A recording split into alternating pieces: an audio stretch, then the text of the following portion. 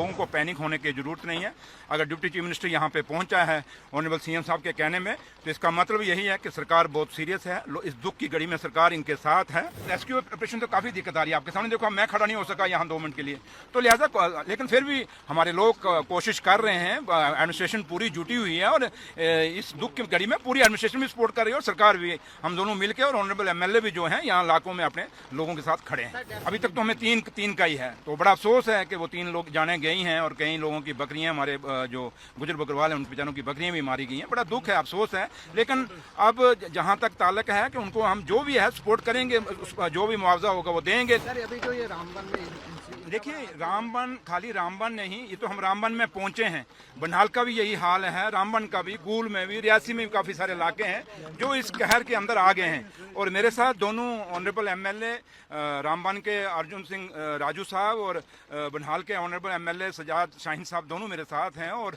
इन दोनों की बात उमर साहब से हुई और उमर साहब ने मुझे ड्यूटी लगाई कि आप रामबन जाइए और जहाँ तक रास्ता, अगर बनहाल तक भी जाइए, लेकिन आप बनहाल नहीं जा सकते, आपके सामने रास्ता बंद है। लेकिन मैं एक ही कहूँगा लोगों को, ये आपके इस चैनल के माध्यम से यही कहना चाहूँगा कि लोगों को पैनिक होने की जरूरत नहीं है।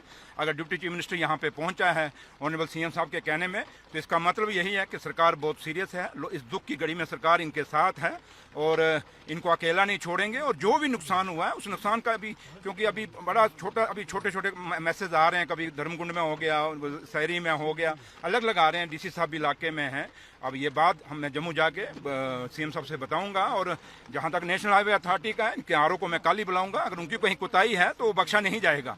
लेकिन एक चीज़ जरूर कहेंगे कि आपके इस माध्यम से कि लोगों को हम कहना चाहेंगे कि आप अकेले नहीं, हम आपके साथ हैं और जो भी सरकार से बनेगा सरकार पूरी मदद करेगी। इतने ओले हो रहे हैं, बारिश इतनी लगातार हो रही है, तो रेस्क्यू ऑपरेशन में कितनी दिक्कत आ रही है? वो रेस्क्यू ऑपरेशन तो काफी दिक्कत आ रही है, आपके सामने देखो, मैं खड़ा नहीं हो सका यहाँ 2 मिनट के लिए, तो लिहाजा लेकिन फिर भी हमारे लोग कोशिश कर रहे हैं। एडमिनिस्ट्रेशन पूरी जुटी हुई है और इस दुख की घड़ी में पूरी एडमिनिस्ट्रेशन भी सपोर्ट कर रही है और सरकार भी, हम दोनों मिलकर, और ऑनरेबल एमएलए भी जो है यहाँ इलाकों में अपने लोगों के साथ खड़े हैं। सर डेथ टोल कितना, कहाँ तक पहुँचा है? अभी तक तो हमें तीन का ही है, तो बड़ा अफसोस है कि वो 3 लोग जाने गई हैं और कई लोगों की बकरियां, हमारे जो गुजर बकरवाल हैं उन बेचारों की बकरियां भी मारी गई हैं। बड़ा दुख है, अफसोस है। लेकिन अब जहां तक ताल्लुक है कि उनको हम जो भी है सपोर्ट करेंगे, जो भी मुआवजा होगा वो देंगे। लेकिन इन मुआवजों से कुछ बनने वाला नहीं, क्यों कि लोगों के नुकसान बहुत ज़्यादा हैं। लेकिन फिर भी हमारी कोशिश ये रहेगी सरकार की कि हम इनके साथ रहें। खाने के लिए मैंने एडीसी साहब को कह दिया कि लोग जो ड्राइवर शाइवर जो रास्ते में फंसे हुए हैं, इनके खाने का बंदोबस्त करें और जो भी सुविधा इन लोगों को चाहिए इसमें